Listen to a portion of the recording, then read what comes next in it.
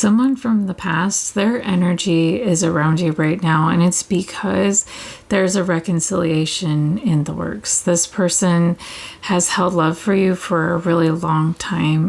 You're reconnecting with this person, but this person has changed a lot since you last saw them or since you met them. And this message is coming through to help you kind of understand what happened to your person. First, we have the song Something in the Heavens by Louis Capaldi, and the lyrics go like this. Till the day I die, I will dream of you. In a million lives, you're the one I choose. I'll love you till my last breath. You're gone, but something in the heavens tells me that we'll be together again.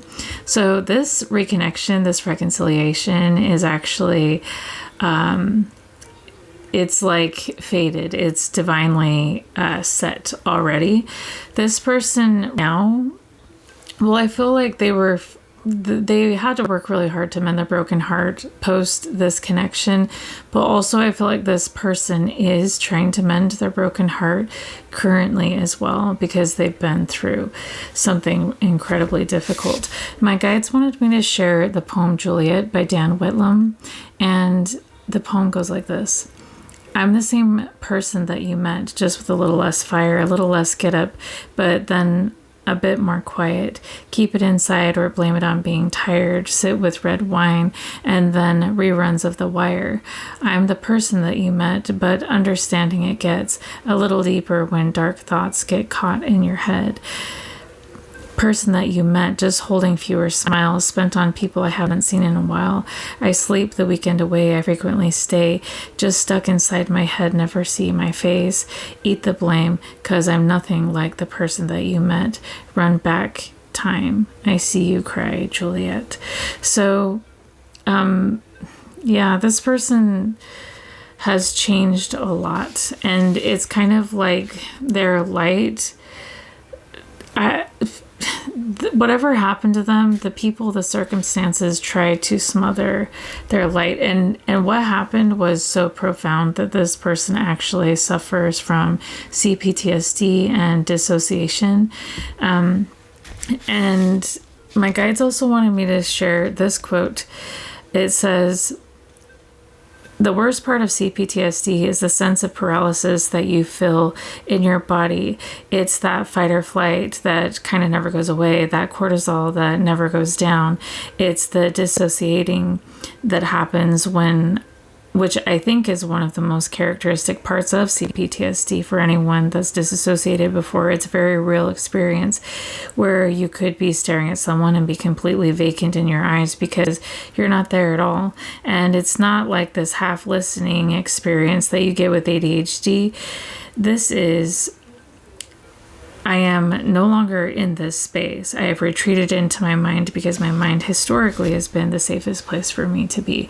So when you reconnect with this person, when you talk to them, if you notice signs of CPTSD, if it's kind of like they're clocking out and you don't know where the hell they went, this is a symptom of the trauma that they've been through. And this person may not seem as bubbly or lighthearted or carefree as they used to be. They may be very scared. They may be haunted by what they've been through. It may still be weighing them down in a really big way. Because this person has had to make really, really difficult decisions and experience heartbreaking things, and they still carry that trauma and they're haunted by it. And this person always did the best they could in all the situations that they were in, and it's always like their first question is, how is God using me? How can I serve this space? How can I show up as my best self? How can I bring healing to this? And because this person always put others before them, they actually ended up in some really tricky situations, really toxic situations that they didn't belong in. That I don't want to say that they didn't belong in, but that were harmful to them. And so there's a lot of trauma. a lot of sadness, a lot of anger and fear. And this person has always had really high expectations of themselves, but also there were high expectations around them as well. And so this person is here giving of themselves and doing their best to help their environment, to make sure they walk on all the right eggshells to survive their environment. But also internally too, they were beating themselves up constantly. Like, oh, this isn't working out because you didn't heal enough people. You didn't say the right things. You didn't make the dinner right. You didn't, whatever it was that this person was going through.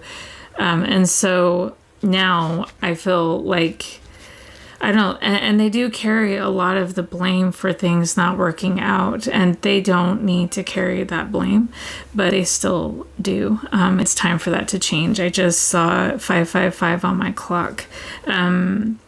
This person has been heroic and they don't even know it. And this is an incredible person. And I feel like they had this moment where they could break free, but instead of being able to break free, it's like they felt like they had to continue in this prison. This has felt like a prison to this person for a really long time. In this cycle with these people, and this cycle with this trauma and this abuse that they may have suffered. My guides wanted me to share the song Look Down from the musical Les Mis, and as I was listening to it, this person was looked at for what they could give and offer, but never for who they are. They've never been seen for who they are and never loved for that. It's always been, this person may have been surrounded by opportunists, people who, just latched onto their energy because it served them personally in some way, not because they loved, not because they cared. But the specific lyrics that my guides want me to share in this message from the song go like this.